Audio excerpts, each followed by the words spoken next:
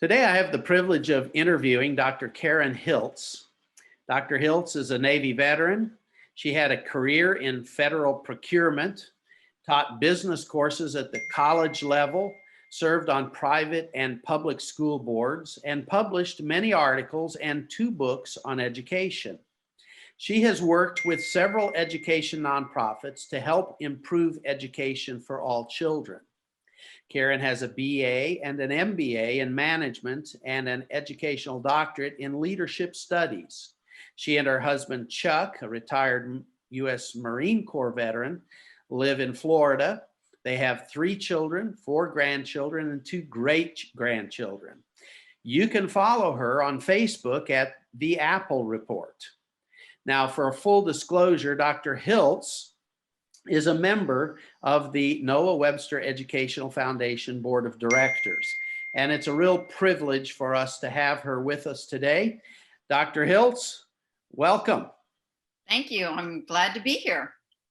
And we're glad to have you. So you've got, we've known each other for a number of years and have had the privilege of working together in several different capacities. And now with Noah Webster Education Foundation.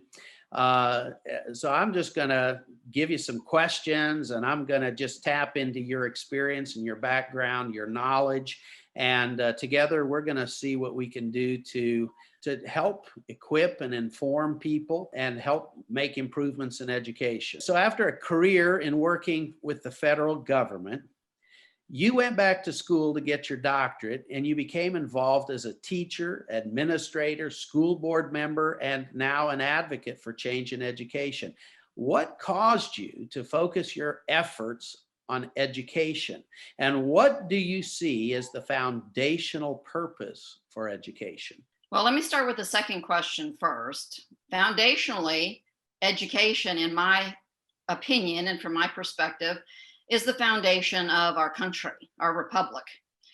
If we don't have an educated populace, like our founding fathers were very quick to point out, then who knows where we would be. And so in order to sustain a republic, we need to have an educated population. Now, why did I get into education? When I was working for the feds, one of the reasons why I got my MBA was because I thought, well, after I finish my career in the federal government, I'll teach at the college level. That was always something that had been in my mind as something to do after a career. And so that's what I did. I had an opportunity when we moved to Smith Mountain Lake in Virginia. We lived in Northern Virginia at the time.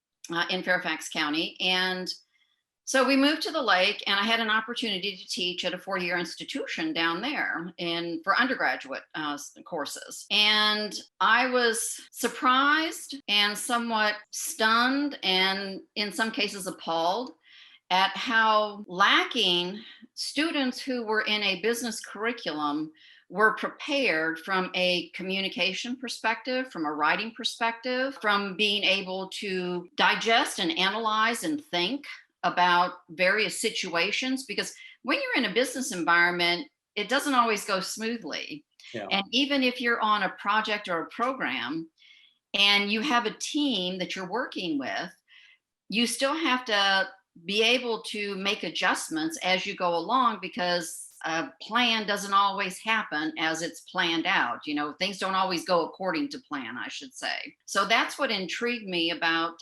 education, was that, oh my goodness, you know, we need to really focus on the quality of education in our country. And that's what made me get more involved, or what enticed me or propelled me to be more involved in the K-12 environment. Because It's not the college level. You're kind of behind the 8 ball once you hit college. You really need to start at the lower levels.